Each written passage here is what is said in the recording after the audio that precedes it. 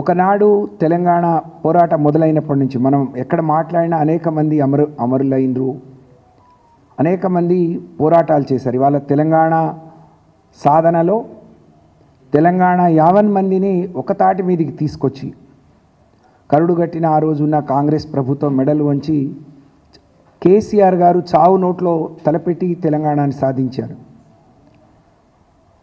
సాధించుకున్న తెలంగాణను 10 ఏళ్ళు ఒక తండ్రి మనసుతో, ఒక కుటుంబ పెద్ద ఆ కుటుంబ బాగు కోసం, తన కన్న పిల్లల కోసం, సమాజంలో ఆ కుటుంబం గౌరవంగా ఉండాలని కోరుకున్నట్టే ఈ రాష్ట్రం దేశంలో అగ్రభాగాన ఉండాలి.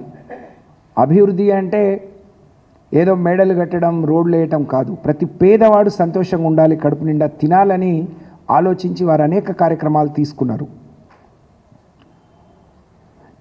ఇంత గొప్ప నాయకుడు ఇవాళ 20 నెలలకే ప్రజలందరూ గుర్తించి తిరిగి కేసీఆర్ గారు లాంటి నాయకుడు తెలంగాణకు అవసరమని చెప్పి గుర్తిస్తున్న క్రమంలో మరి కవిత గారు మాట్లాడిన మాటలు నమ్ముకున్న నాయకులను, ప్రజల్ని కూడా ఎంతో మానసిక వేదనకు గురి చేసింది.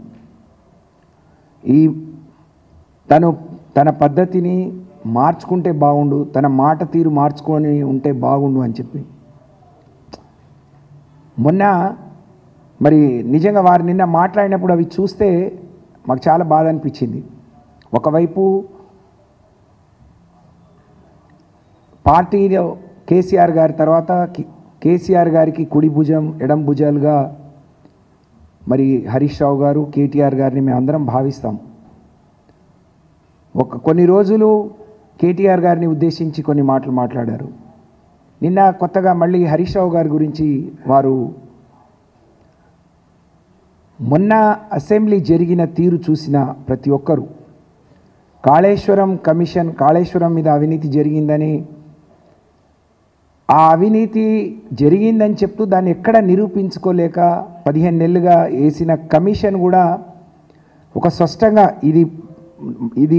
ఇక్కడ అవినీతి జరిగింది, ఇక్కడ తప్పు జరిగింది అని చెప్పలేని పరిస్థితిలో ఏం చేయాలో పాలుపోక ఒక్కరోజు మరి ఇవాళ హైకోర్టులో మేము కేసు వేసిన తర్వాత హైకోర్టు ఏదైనా డైరెక్షన్ ఇస్తుందో, ఎక్కడ ఆగిపోతుందో, దీన్ని రాజకీయంగా వాడుకోలేమో, ప్రజల దగ్గరికి పోవటానికి ఇన్ని రోజులు కాళేశ్వరం అన్నారు ఏమైంది అని ఎక్కడ అడుగుతారో, కాబట్టి దీన్ని ఒక ఆయుధంగా చూపించాలని చెప్పి సిబిఐకి ఇచ్చింది కాంగ్రెస్ పార్టీ, రేవంత్ రెడ్డి గారి సర్కారు.